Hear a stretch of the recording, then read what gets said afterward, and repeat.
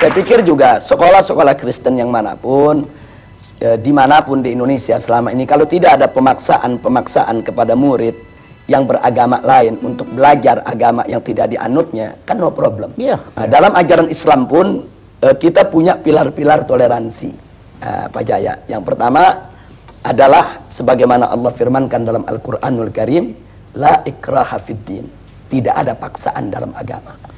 Artinya setiap seorang muslim itu tidak boleh melakukan pemaksaan dalam bentuk apapun kepada orang lain untuk masuk ke dalam ajaran Islam. Nah, jadi ini ketentuan dakwah dalam Islam. Jadi nggak boleh ada orang dipaksa masuk Islam, dipaksa menjalankan syariat Islam. Itu nggak boleh. Nah, itu yang pertama. Jadi artinya la ikraha fiddin, tidak ada paksaan dalam agama. Ini merupakan pilar toleransi dalam ajaran Islam. Yang kedua, itu tidak boleh ada caci maki terhadap agama lain. Bahkan Allah ingatkan, nanti kalau kau hina mereka, nanti mereka akan menghina Allah. Nah, jadi kalau nggak mau dicubit, jangan nyubit, kan begitu. Nah, jadi ini pilar toleransi dalam ajaran Islam. Nah, terus yang ketiga ada lagi pilar toleransi yang lain, yaitu dalam urusan ibadah, lakum dinukum waliyadin. Kata di dalam Al-Quran ini Allah menyatakan kepada umat Islam untuk menyampaikan kepada orang-orang yang di luar Islam, lakum dinukum waliyadin. Bagi kalian agama kalian, bagi saya agama saya.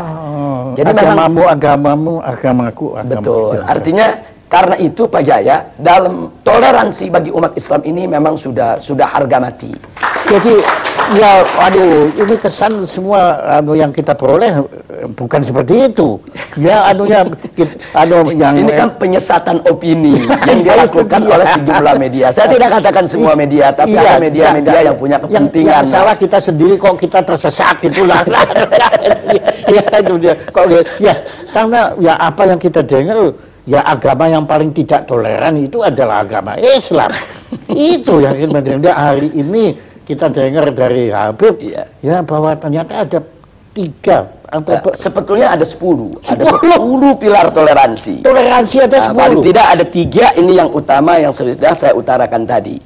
Dalam ajaran Islam ini kita menerima dengan sepenuh hati konsep pluralitas. Tapi kami menolak konsep pluralisme. Ada beda antara pluralitas dengan pluralisme. Nah, kalau pluralitas itu adalah kebinekaan, keragaman. Karena itu Islam diajarkan dengan pilar-pilar toleransi yang kita sebutkan tadi. Pilar-pilar toleransi itu dalam rangka untuk kita bisa hidup dengan benar, dengan baik, dengan lurus dalam masyarakat yang plural tadi. Nah, ini kita sebut pluralitas. Nah, sedangkan pluralisme ini kan suatu isme, suatu paham yang meyakini bahwa semua agama sama, semua agama benar, semua agama pasti akan masuk surga, semua agama ini ajarannya tidak berbeda. Ini sebetulnya yang kami tolak. Nah, jadi begini, kenapa kami tolak? Bagi kami, biarkan setiap umat beragama meyakini agamanya yang paling benar. Itu hak dia.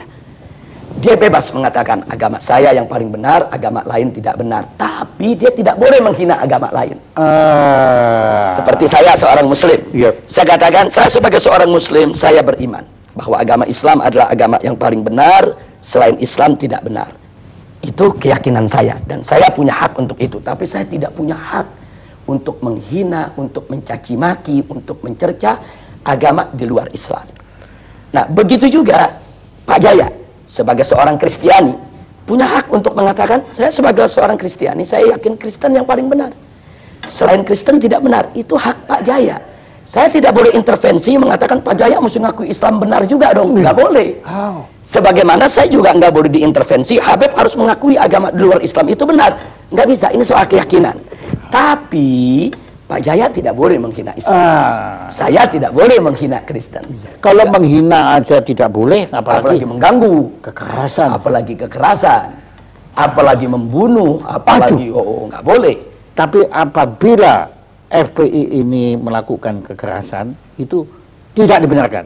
Tidak dibenarkan. Jadi di dalam organisasi FPI ini ada prosedur standar. Yang pertama, kita menunggu laporan masuk.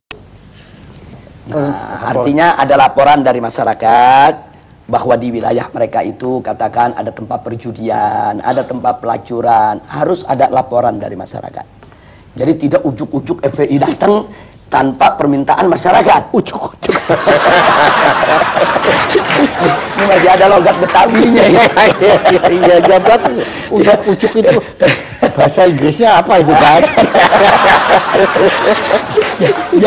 Jadi kita mesti ada laporan dulu dari masyarakat. Nah, kalau masyarakat melapor, berarti kan di sini ada ketidaknyamanan dari masyarakat terhadap kemaksiatan tadi. Nah, kalau laporan sudah masuk, kami lakukan langkah investigasi. Oh, pakai investigasi. Ya, artinya kami periksa dulu laporan masyarakat itu benar atau tidak. Kita himpun data, apa itu dengan film, apa dengan foto, kita himpun data. Jadi betul-betul terbukti kalau di sana memang sesuai dengan laporan masyarakat tadi. Iya, jadi makin tidak ujuk-ujuk gitu. Betul. Nah, kemudian setelah itu masih ada langkah ketiga. Setelah data terkumpul, kami lakukan pemetaan wilayah. Oh? Nah, maksudnya pemetaan wilayah begini. Kalau mayoritas masyarakat di wilayah tersebut setuju dengan tempat maksiat tadi, mungkin ada anaknya yang bekerja di sana, mungkin ada warganya yang jadi tukang parkir di sana. Itu diperhitungkan. Kita itu namanya pemetaan wilayah. Nah, andai kata masyarakat di sana masih mendukung tempat maksiat tadi, maka kami sebut wilayah dakwah.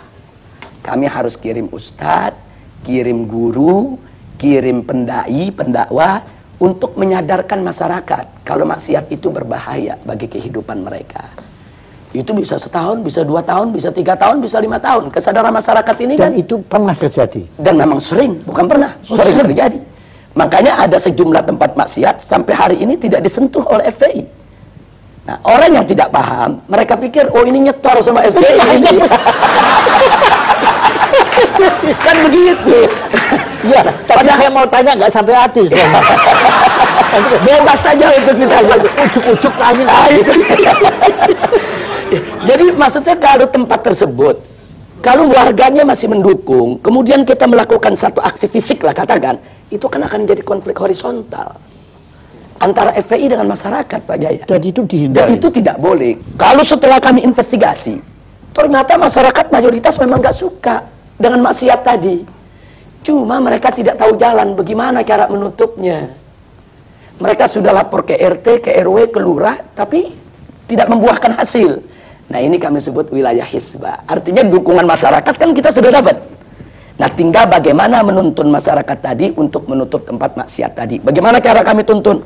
Kami bawa mereka ke tingkat yang lebih tinggi. Kami bawa ke camat, kami bawa ke gubernur, kami bawa ke DPRD untuk dialog. Kami ajak mereka untuk mendemo secara damai, kirim surat, kumpulkan tanda tangan masyarakat yang minta itu ditutup.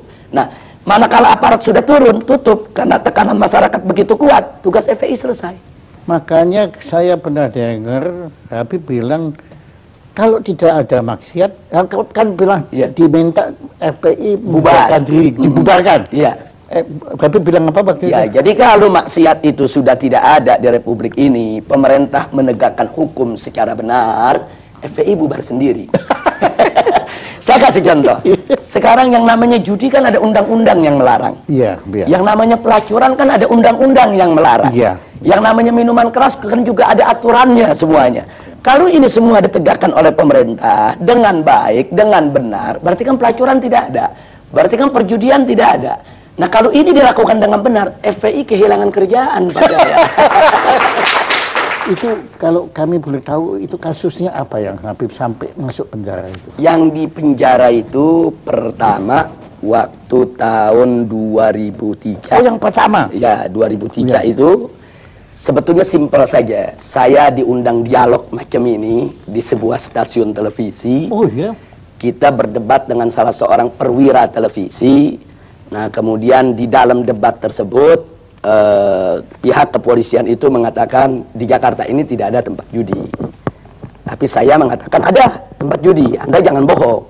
Saya bawa daftar alamat-alamatnya. Ini loh alamatnya, saya bilang, tempat anu alamat sekian, tempat anu alamat sekian, tempat anu alamat sekian, dan seterusnya. Kesimpulannya, dalam forum itu polisi ini terdesak. Besoknya saya dilaporkan penghinaan terhadap pemerintah. Akhirnya saya masuk penjara 7 bulan. Nah, jadi itu yang jadi persoalan. Makanya kadang-kadang saya sekarang bercanda kalau diundang dialog oleh polisi, ini jangan kalah ngomong ditangkap lagi. Iya. Kalau kita dialog kemudian orang kalah ngomong kita dituntut kan repot Pak Jaya. Iya, untungnya saya bukan polisi ya.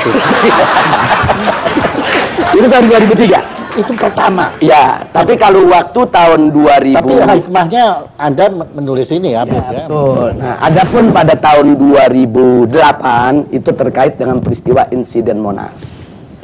Nah, karena di insiden Monas itu kan ada kejadian Laskar Islam, itu kesatuan daripada berbagai macam ormas, terjadi bentrok. Ya, itu dengan komponen masyarakat yang ingin memperjuangkan untuk membela atau menolak Kepres pembubaran Ahmadiyah. Sebetulnya itu tidak perlu terjadi, cuman karena ada orasi-orasi dari kelompok mereka ini yang yang provokatif dengan mengatakan Laskar Islam ini dengan kata-kata yang nggak bagus lah, tidak layak untuk saya ungkapkan di sini. Akhirnya laskar-laskar terprovokasi nyerang mereka. Nah, tapi karena di antara mereka ada FPI, yang kena FPI, kita, yang kena biangnya Pak Jaya. Dan ada yang ujuk-ujuk masuk penjara. Akhirnya masuk penjara. Pada saat kita ditangkap, polisi pun ditanya, ini Habib Rizik ditangkap pasalnya apa? Oh, nanti pasalnya lagi dicari dulu. Kalau itu pendapatnya ujuk-ujuk itu. Tapi nggak apa-apa, itu semua ada hikmahnya. Anda terima itu dengan... Oh ya, itu resiko perjuangan, kita terima tanpa dendam, dan saya ambil hikmahnya. Tanpa dendam. Tanpa dendam.